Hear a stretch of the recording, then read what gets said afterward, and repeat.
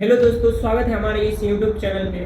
आज हम बहुत ही बेहतर टॉपिक पे बात करने वाले हैं जिसका नाम है संविधान। तो ये पोस्टकार्ड ये रोशन के साथ होने वाला है जो कि काफ़ी महत्वपूर्ण है। मेरा नाम रोशन है। मैं राजनीति विज्ञान द्वितीय छमाही का छात्र हूँ। अभी हम लोग संविधान के बेसिक जानकारी पे बात करने जा रहे हैं। ऐसी क्या बात हुई जैसे हमारा देश तो आज़ाद हो गया, लेकिन आखिर संविधान की ज़रूरत क्यों पड़ी? संविधान की ज़रूरत इसलिए पड़ी क्योंकि देश इसीलिए गुलाम हुआ क्योंकि हमारे पास कोई निश्चित कानून नहीं थे, कोई व्यवस्था नहीं थी निश्चित, और अराजक स्थिति थी। किसी भी अधिकार का स्पष्ट उल्लेख नहीं था। राजतंत्र था और राजतंत्र भी उतना मजबूत नहीं था, विकेंद्रित राजतंत्र था। इसलिए संविधान एक देश का सर्वोच्च कानून है और इसके तहत शासन, प्रशासन, नागरिकों के अधिकार सभी का सुव्यवस्थित वर्णन मिलता है। हाँ, तो संविधान, आप जानते हैं संविधान क्या है? संविधान सम धन विधान दो शब्दों से मिलकर बना है। सम मतलब इक्वल, विधान मतलब लॉ या कानून, यानी कि सभी के लिए समान कानून। संविधान वही है। तो ये संविधान है, इसकी थोड़ा बनावट, पृष्ठभूमि है, ये कैसे तैयार हुआ, कितने लोग इसमें शामिल थे, इसके बारे में थोड़ा बता दीजिए। संविधान की अगर ऐतिहासिक पृष्ठभूमि देखें तो क्रिप्स मिशन आया 1942 में, जो फेल हुआ, लेकिन 1946 में एक कैबिनेट मिशन आया, उसके तहत संविधान सभा का गठन हुआ और इसमें 389 सदस्य थे जिनकी अध्यक्षता सतीजानंद सिन्हा ने की थी शुरुआती दौर के अस्थायी अध्यक्ष के रूप में। लेकिन अस्थायी अध्यक्ष के रूप में 11 दिसंबर 1946 को राजेंद्र प्रसाद जी को बनाया गया अध्यक्ष, और संविधान सभा की पारस्परिक सहमति और विचार विमर्श से संविधान सभा की स्थापना और संविधान का गठन हुआ। भारत का जो संविधान है उसको सर्वोच्च संविधान क्यों कहा जाता है? सर्वोच्च संविधान, सर्वोच्च कानून या सर्वोच्च संविधान का मतलब यह है कि उसके नीचे सारे अधिनियम आएंगे जो उसको व्याख्यायित या उसे आसानी से लागू करने के लिए सफल बनाएंगे। सर्वोच्च कानून वो है जो सबसे ऊपर है, जो संप्रभु है, यानी देश की जो शासन संरचना है, सरकार है, यहाँ तक कि नागरिकों के अधिकार और शासन के सभी अंग उसके अधीन रहेंगे और उसके आधार पर अपनी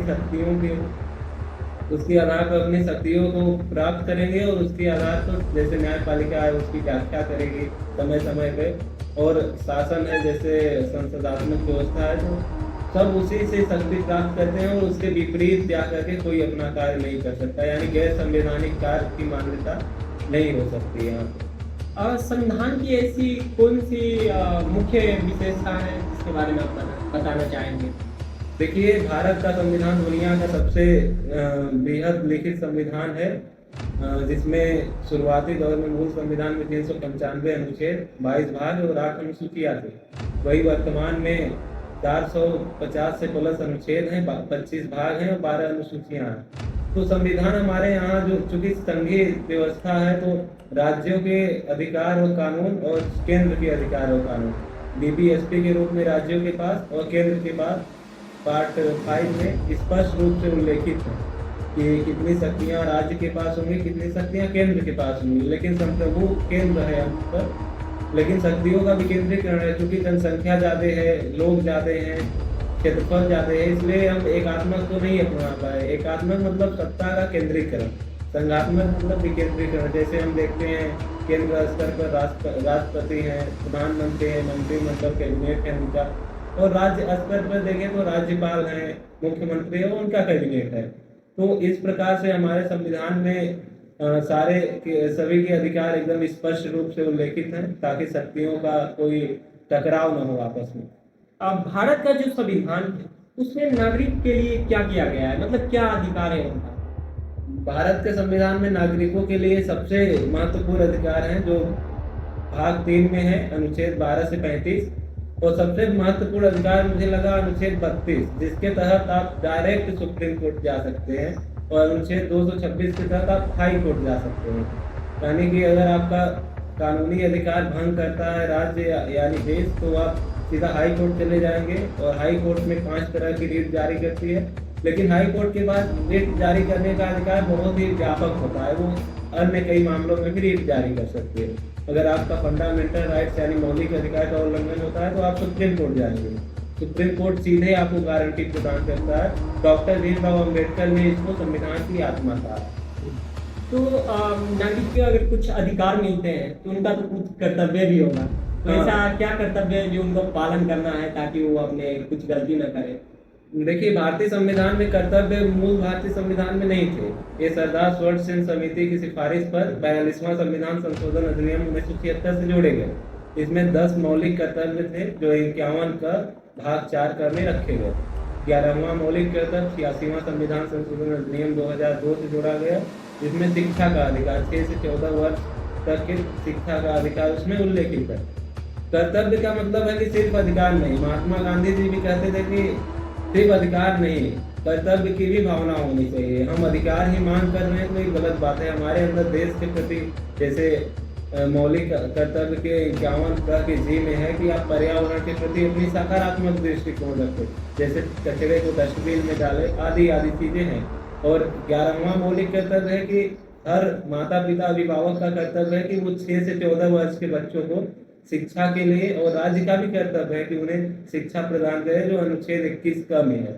तो कर्तव्य वे हैं जो राज्य द्वारा थोपे नहीं जा सकते। राज्य अर्थात देश द्वारा वो जबरदस्ती उसके पालन के लिए आपको नहीं किया जा सकता है।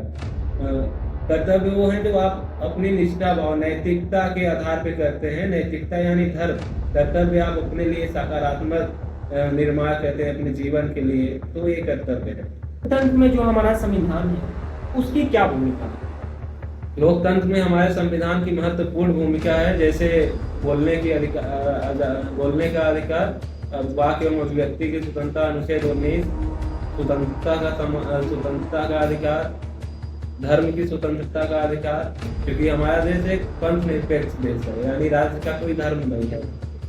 और समानता का अधिकार अनुच्छेद 14 और अनुच्छेद 16 देखे तो लोक नियोजन यानी सरकारी नौकरियों में समानता का अधिकार है। यही कहा जाता है कि जो लोकतंत्र में जो संविधान का रोल है, इसमें किसी को जाति धर्म नस्ल के आधार पर भेदभाव न किया जाए, किसी भी भाषा के आधार पर भेदभाव नहीं किया जाए, उसको बोलने की स्वतंत्रता दी जाए, संगठन सभा बनाने की स्वतंत्रता दी जाए, तो ये सब है।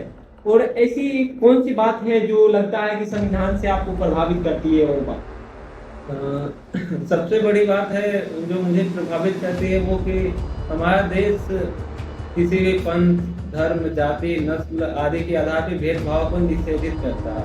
अस्पृश्यता निवारण, चाहे वो अनुच्छेद 17 या अनुच्छेद 14 जो रूल ऑफ लॉ एबी डायसी द्वारा सिद्धांत को लागू करता है, जहाँ विधि के समक्ष समानता और विधि के समक्ष संरक्षण प्रदान किया जाता है।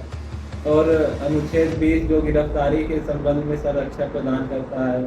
अनुच्छेद 25 जो धर्म और अंतःकरण की स्वतंत्रता देता है, आप किसी भी धर्म को माने उसका प्रचार प्रसार करें, आदि आदि चीजें। और सबसे प्रभावी लगता है अनुच्छेद 32, अगर आपके मौलिक अधिकारों का उल्लंघन राज्य करता है तो आप सीधे सुप्रीम कोर्ट जा सकते हैं और अपनी याचिका दायर करके राज्य के उन कानूनों पर लगाम लगा सकते हैं जो आपके मौलिक अधिकार को बाधित कर रहे हैं। संविधान आप तो समझ लिए हैं, लेकिन संविधान में ऐसी क्या ऐसा लगता है जो बुराइयां है जो आपको उतना हद तक सही नहीं है? देखिए, संविधान आज छल कपट का भी एक साधन बन गया है। सरकार इसको अपनी संप्रभुता बचाने के लिए प्रयोग कर रही है, जैसे NSA हो गया, कोटा हो गया। तो ये इन देश के नागरिकों पर थोपने के लिए नहीं बनाए गए थे। ये अराजक स्थिति यानी जो राष्ट्रीय चीजों को आघात पहुंचाए उनके लिए बनाई गई थी। लेकिन देखा जाता है जो व्यक्ति सकारात्मक योगदान दे रहे हैं देश के प्रति, या जिनको संवैधानिक अधिकार प्राप्त है, चाहे वाक अभिव्यक्ति की स्वतंत्रता हो, चाहे धरना प्रदर्शन का हो, चाहे संगठन बनाने का, उनके ऊपर NSA वगैरह का ये थोड़ा सा निगेटिव इम्पैक्ट है जो संविधान से हटना चाहिए, या इन पर लगाम लगना चाहिए कि कम से कम इनका नकारात्मक प्रयोग न किया जाए। सकारात्मक प्रयोग के लिए ये सारी चीजें बनी हुई है। तो ये आप समझ गए होंगे संविधान के बारे में क्या क्या अधिकार है, संविधान की आवश्यकता क्यों पड़ी, आखिर संविधान की विशेषता क्या है, और संविधान के कई सारे हैं। तो अच्छा लगा आपसे बातचीत करके, धन्यवाद। ठीक है, मिलते हैं नए वीडियो में।